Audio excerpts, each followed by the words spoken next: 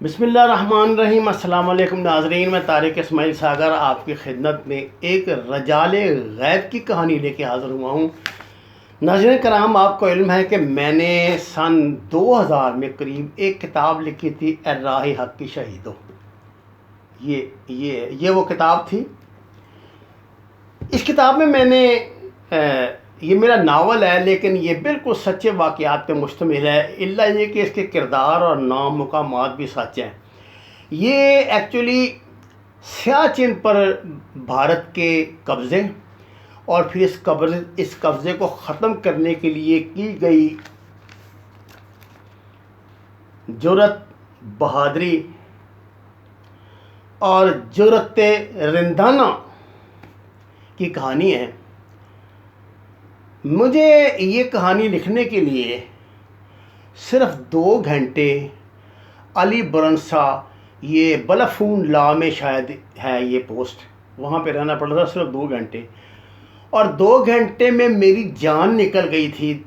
मेरी हालत ऐसी हो गई थी कि मुझे फिर मेहरबानी की तो ISPR को उस हेलीकॉप्टर में वापस भेज दिया गया।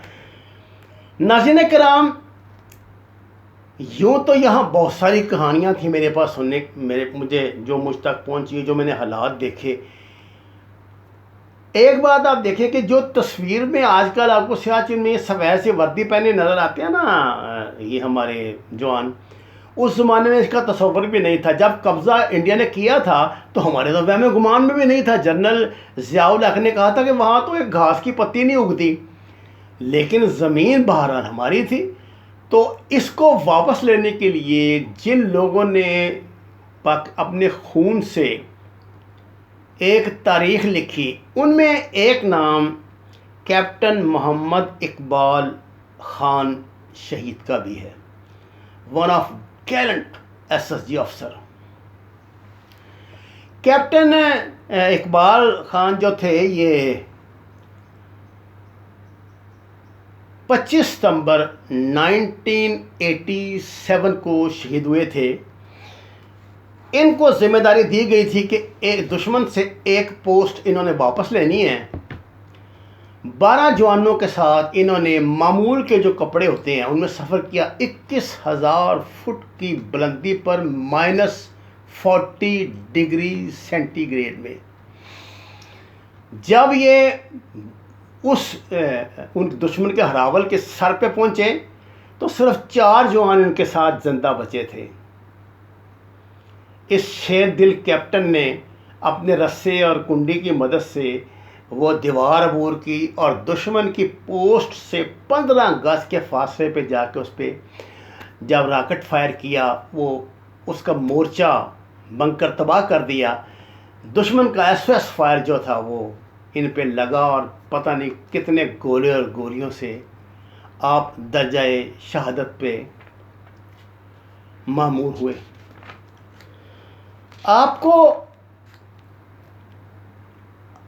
आपकी अगर ये जो आप तस्वीर देख रहे हैं, इसमें ये हमारे थंबनेल में, मेरी दरख्वास्त है प्लीज़ ज़रा 1 मिनट के लिए अपने आप को दिल की आंखों से इस तस्वीर की तरफ देखें। मैंने इस शहीद की तस्वीरें देखी हैं, मैं इसकी बातें सुनी हैं, इसके लोगों से पाबंदा जो इनके थे, ये SSG के जो इसकी यूनिट थी, उसके लोगों से इसकी कहानियाँ तब सुनी थी। आज इस वाक़े को ये देखने के करीब 30 साल या समझ ले होने को आ रहे हैं। 87, 88, 89, 13 और 20, 30, हाँ जी 30 साल 33 साल होने को आ रहे हैं। मैंने इसे एक दिन के लिए नहीं भुलाया। मेरी अल्लाह ने इससे 2 रूहानी मुलाकातें कराई हैं।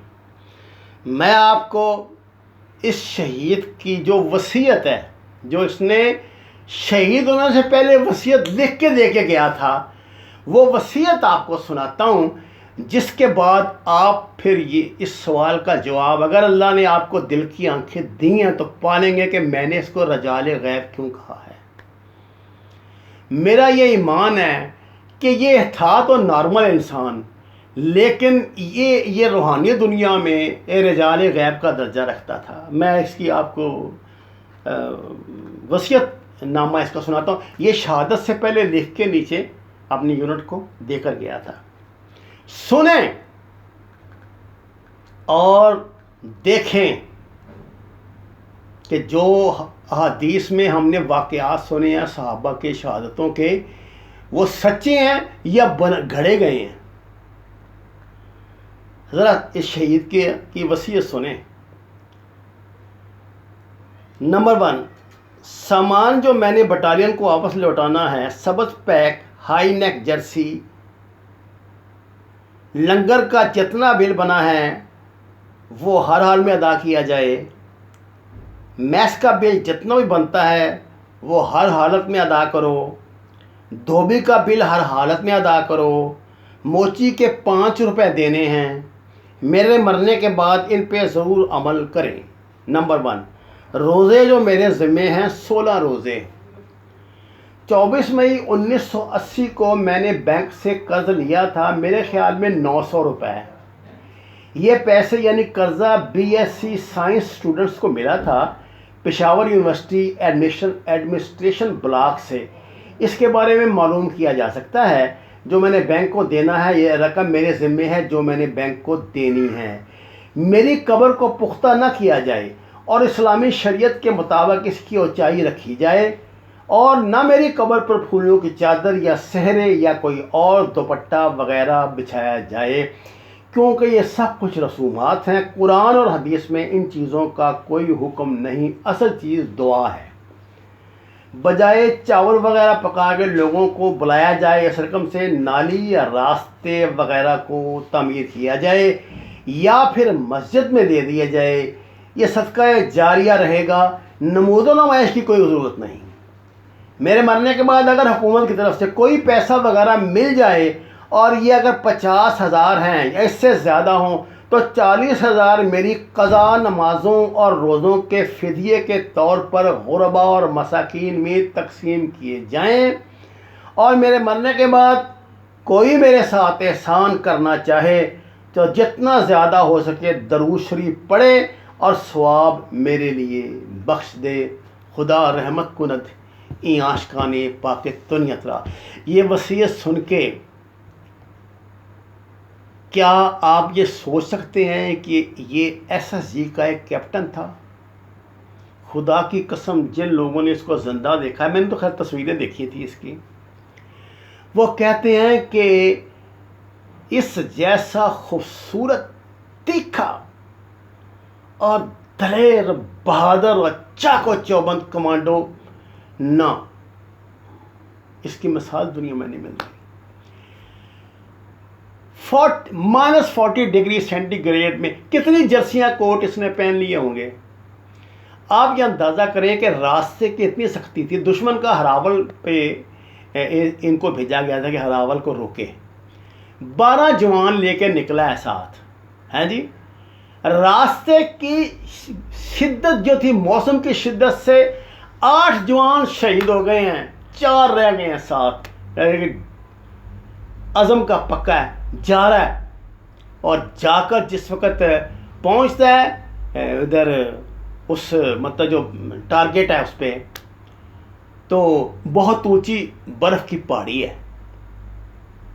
चारों जवानों को नीचे छोड़ता है कि जानता था कि दुश्मन सर पे बैठा हुआ है, देखते अंधाधुंध फायर कर रहा है, बंकरों में बैठा हुआ है, महफूज बैठा हुआ, पूरी प्लानिंग से बैठा हुआ है। ये शेर का बच्चा अपनी वो जो इनके पास होती है कील शील ठोक के ऊपर चढ़ा है, रॉकेट लॉन्चर से रॉकेट फायर करके एक मोर्चा उनका पूरा बंकर तबाह कर दिया। दुश्मन का SOS फायर आया है और इधर से उनके दूसरी मोर्चे से तो इस पे मींह बरस रहा है। और ये बंदा 1-2 गोलियों से शहीद होने वाला था भी नहीं। चेहरा सलामत था। लोग हल्फन कहते हैं कि इसकी आंखें जिंदा थी जब ये शहीद हुआ है। कैप्टन मोहम्मद इकबाल खान शहीद। आसमां तेरी लहद पे शबनम अफसानी करे, सब्ज़ाए नौरस्ता इस घर की निगहबानी करे। मैंने तुझे 20 साल में बुलाया नहीं। मैं हर 25 सितंबर को तेरी याद मनाता हूँ। मैंने तुझे देखा नहीं, लेकिन अल्लाह ने तेरा और मेरा जो रूहानी ताल्लुक़ कायम किया है, ये मेरे लिए किसी एजाज़ से कम नहीं।